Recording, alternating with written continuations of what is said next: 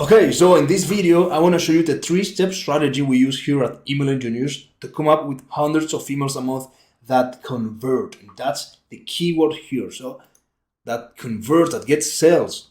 That's the end result we want, right? So let's get started. We have 3 pillars. First of all, we have the email ideas. Then we have the copy, the words that goes into these emails. And finally, turning that into design. So 3 pillars to get maximum conversions. So let's get started with the first pillar, and that's profitable email ideas.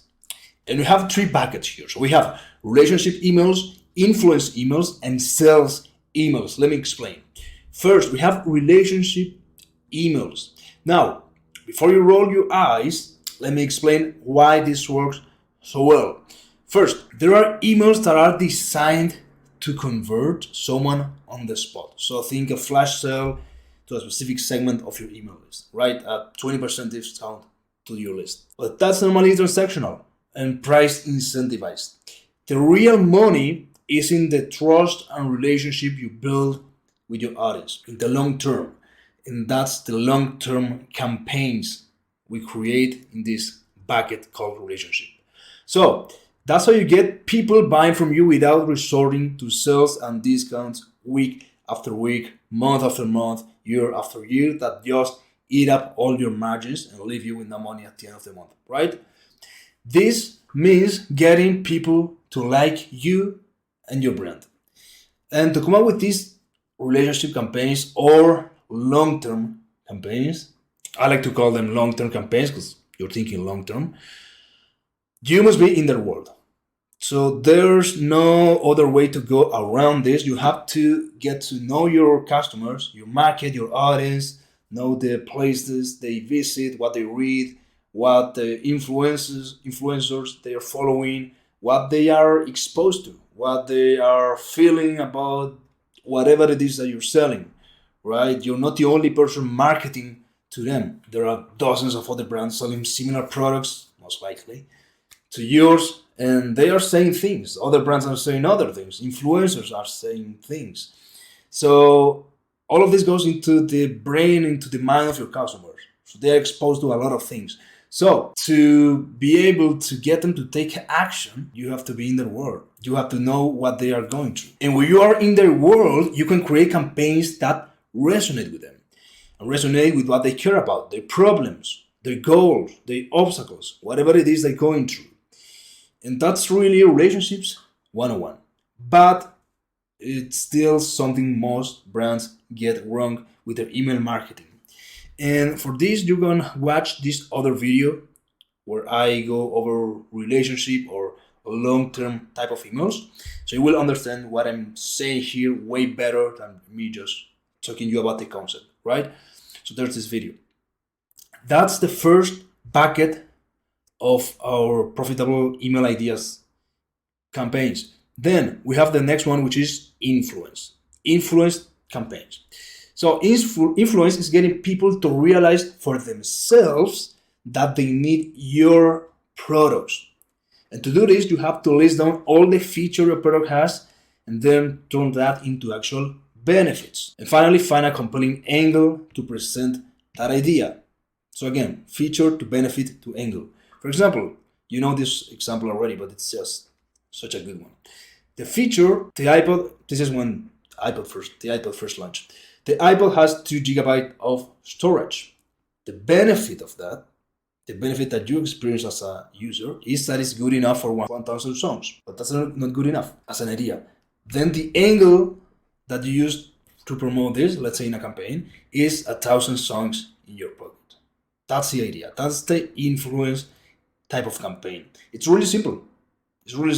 Most likely your products have tons of features. Some are more important than others. So you start with the most important ones. Find the benefits behind those features, which could be multiple benefits for one feature. And finally, find angles to promote this. Super simple. So that's the second bucket. That is the influence emails. So again, you have relationship emails, which is talking about whatever that is in their world, their problems, their goals, their obstacles. That's one. And then it's more about your products. So your feature, you turn that into a benefit and that into an angle, right? So this is just to prevent your emails from being all the same all through the year, right? To add some spark of novelty. So that's the second bucket. The third bucket of email ideas is super simple. That's sales campaigns, discounts campaigns, any kind of offer. $20 off, buy one, get one, 20% off, free shipping, whatever. So you need these sales from time to time to push those people who are on the verge of buying because of the relationship and influence campaigns. So this is key because of the relationship and influence campaigns. Because with these two buckets, you increase the desire for your products. And then with sales campaigns, you turn that desire into action. So you need that from time to time. It's not needed, of course. We work with brands that do not do sales campaigns except once a year. Yet we still manage to get a ton of sales through email. Why? Because we're sending these two type of campaigns. But every so often you can send a sell type of campaign to scoop up some extra sales. So the overall strategy, putting everything together. You plant a seed, that's a new subscriber. You water it through relationship and influence campaigns, and then you harvest to sales campaigns. Make sense? So that's on the idea side of the equation, the idea pillar. Next pillar is the copy. How you write the actual email, the copywriting, the message, the text that's inside. So the key note here is the emails have to be congruent with the image and the brand you're trying to portray. And many miss this and the copy sounds off. So in copywriting, in the words that you use, could be as simple as using too many exclamation points. It can throw some people off. And this is something, of course, that your readers do subconsciously. So it's not something they do on purpose, but it's something they're reading your email, they see something is off, and that something, as small as it could be, throws them away and they end up buying. So let me show you an example. Let's say you're doing fine. You wanted to buy a Rolex. Be right back. Okay, so that was my Instacart. Sorry about that. So where was I? So from the beginning. So in the beginning, God created the heavens and the earth. Not that far. Okay, so an example. So let's say you're doing fine, all right? You're doing fine for yourself now. You're wanting to buy a new Rolex, okay, a new Rollie. So you go to the store. The guy there greets you with, "Yo, what's up, guy? What's up, my man?"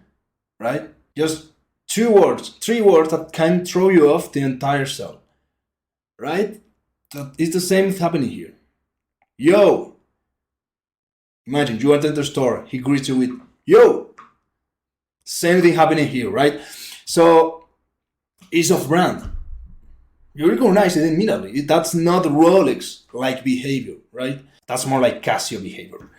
But you get the idea, right? So many get this wrong, and their copy is off brand and repels their subscribers. But also, there's a problem with always being on brand. And it's that you lose many persuasion possibilities. So yes, you have to be on brand, but you also miss some persuasion possibilities. Let me show you an example. We are working right now, as I'm recording this video, with a brand that sells a fat loss rack. And this brand is very bottom up and professional, as it should, as you expect for a brand that sells you something that you put into your body. Every customer facing assets must be congruent with this brand. The emails we design for them are beautiful, they are polished and have this clean medical look to them. As it should, because this is a medical brand, which again is bottom up and professional, because that's how you expect a medical brand to look like.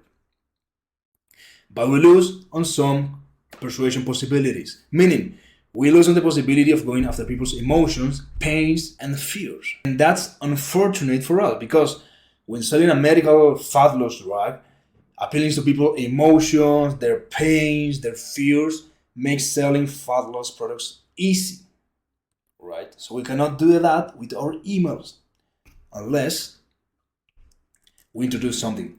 And that's text-based emails coming from characters. So characters such as the founder, someone from customer service, and so on. So these emails are more direct and also more personal by nature, meaning you can get away with drilling on emotions and it's still congruent with the brand. Because now it's not the brand talking, it's not Rolex talking, it's the founder talking. So, in our brains, in our minds, it makes sense that the founder might have a different personality, or someone from customer service might have a different personality, or someone from marketing might have a different personality, more creative, right? So that's why we introduce these characters to our clients' email marketing. And that's using text-based emails, which you can learn more about right here in this video. That's the second pillar here, and that's the copy. Finally, what do you do with that copy? So remember, we have the email ideas, you have relationship emails, you have influence emails, remember, feature benefit angle, and you have sales emails, which are self-explanatory. And then you turn that into good emails with proper copy. And whenever needed, you introduce characters into your email rotation when you need to dig deeper into emotions, pains, and fears. So that makes selling easier. And finally, with the designs. So a critical thing we do to make sure that our emails convert month after month is making every email look different, while of course following the branding elements. So the on brand, the staying on brand idea also applies here to designs. It's not just for copy, of course. So again, let's say you received an email from Rolex and they are using Comic Sans for the font and neon green and things like that don't make sense at all. The designs also have to be on brand. But the big idea here is that we like to add some variety, make every email look different. And why do we do this? Because the opposite way, by relying on templates, every single email will have the same vibe to it. And subscribers will feel that from the moment they open your email. So, and this happens in under a second. So they open the email, they sense something tells them that is a very similar email to all the emails they've been receiving. They look similar, and they will stop opening your emails if you do that. Because after a while, they will see all your emails look the same. They'll stop opening because they rather see something new and different. And the problem is that it doesn't matter if the copy is different, but if the email feels the same, they won't continue opening your emails because they will feel the same. Instead, we make sure every email looks fresh because this at least captures the attention of subscribers and keep them reading the entire email.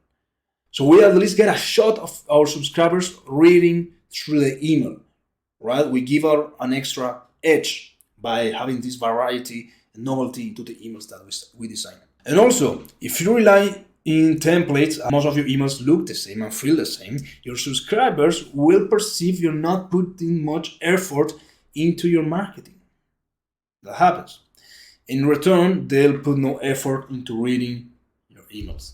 That's the truth. So for example, here are some emails for a brand we're working with. They sell saunas. You can see right from the moment that the emails appeared on the screen that they look different, right? You cannot deny that. They look very different. Different layouts, different everything. The only thing that's similar here is the bottom section here because of the call to action we're using. But we first entice and get the subscribers reading the emails with different layouts and not templates at all, right? So that's on the novelty side. But also to make emails more exciting, we're injecting a lot of AI to create designs, people, ambience, product shoots of whatever our clients are selling that are simply perfect and in line with the influence and persuasion we're trying to create. So let me show you an example again for the same brand, but this was related to the benefits of the sauna. So unlock the secret to sleeping like royalty, and we have a king sleeping. So this again at least gets their attention. So when you get them to open your email, that's where everything begins. So the persuasion begins. And the first step there is getting their attention. So quick recap. Our 3-step strategy to creating hundreds of emails a month that convert here in Email Engineers. We have 3 pillars: profitable email ideas, copy, and design. In the profitable email ideas, we divide the ideas into 3 buckets: relationships, influence, and sales. Relationships is being in their world, talking about their problems, their goals, their obstacles, relating to all of that, watch this video. Then influence is more about your products, always tailored to what they care about, right? That's always the same, but starts from your product, from a feature that your product has, then you turn into a benefit, and finally you turn into an angle to make it more compelling. And this is your big idea. Finally, you turn that into an actual email. So you have sales campaigns, that self-explanatory. And there's the planting a seed, watering it through relationship and influence campaigns, and then harvesting through sales campaigns. But you don't need this if you do the relationship and influence campaigns good enough and well enough for some time. This is actually a side benefit, if you made it to this part of the video, is that you won't train your audience to buy on discounts if you do this. And that's a place where you want to go at the end of the day. That's where you want to be. If you train your audience to buy only on discounts, the response to all your other emails will be low by default. And that's not a nice place to be, because you're simply giving away your margin. You didn't find a way, or you weren't patient enough to get these two type of campaigns to work. So from time to time, we do send sales emails, but 80% of the time we're sending relationship and influence campaigns. So that's that. Now, yes, back to the copy. Your copy has to be on brand, has to feel on brand, and that's something you really have to feel, right? There's no way to say it. I told you about the example of the Rolex salesman, and you can get away with this by introducing text-based emails from characters. And these are more direct and personal emails. Again, watch this video. And finally, we have designs. And a key to getting email sales week after week, month after month, is introducing some novelty into your designs. And I'll show you an example of this, which is an example for my clients. So your emails have to look and feel fresh, and that makes it more exciting. And then bonus points, use AI to create photo shoots, ambience, people, whatever it is, whatever your email idea needs. So, I don't know, 1,000 songs in your pockets. If you don't have a photo shoot with an iPod on someone's pockets or whatever, you will generate that, whatever it is. And that's our framework or strategy that we use. Use it, profit from it, and I'll see you in the next video. Bye. Hey, so I almost forgot. Well, I actually forgot, and it came out later. So if you want to learn more about email marketing strategies and tactics, and even more examples like this, sign up to my daily newsletter called Email Moneytopia. The link is going to be in the description somewhere. And I will send you also, as a gift for you, a free video where I reveal a secret email marketing flow you can implement today that will help you get more sales, includes email examples and a lot more. So the link for that is going to be somewhere in the description or somewhere around here. All right? Bye.